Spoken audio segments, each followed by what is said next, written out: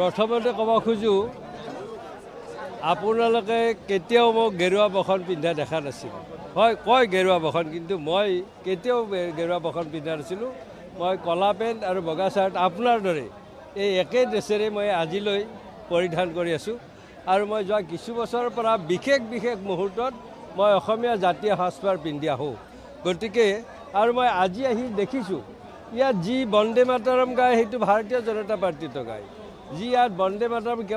কেৱল ইয়াত ভাৰত মাতা কি জয়টো দিয়া নাই আৰু সেইটো মই মাননীয় ৰাজ্যিক সভাপতিকো সুধিছোঁ জিলা সভাপতিকো সুধিছোঁ যে ভাৰত মাতা জয় দিয়াৰো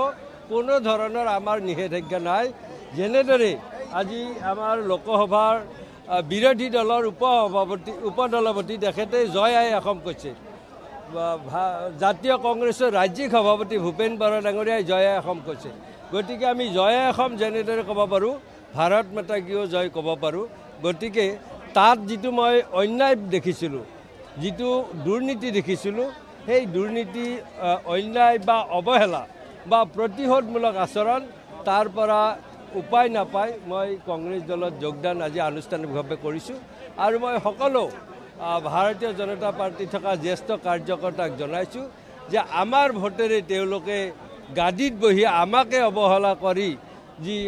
অসন্মান কৰিছে তাৰ প্ৰত্যুত্তৰ দিব লাগে মই নকলোহেঁতেন নাহিলোহেঁতেন কিন্তু সিদিনা অহা এগৰাকী ব্যক্তিয়ে যি দাম্ভালিপূৰ্ণ কথা কৈছিল যে 30 বছৰ আগত আহিলে কি হ'ব তেওঁলোকে বছৰত 4 বা 5 দিনে কাম কৰে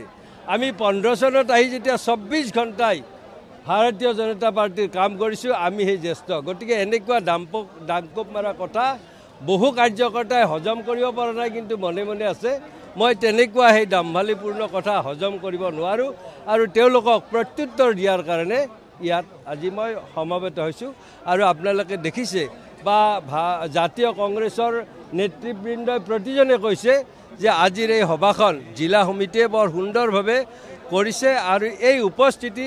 আপোনালোকে দেখিছে আপোনালোক যিহেতু নলবাৰীৰ সাংবাদিক মই নলবাৰীৰ এগৰাকী সন্তান গতিকে এই উৎখানে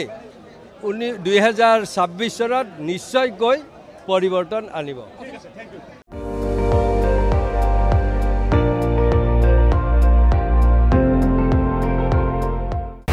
আপুনি চাই আছে ND24 সৰ্বশ্ৰেষ্ঠ নহয় সৰ্বোত্তমৰ দৌৰ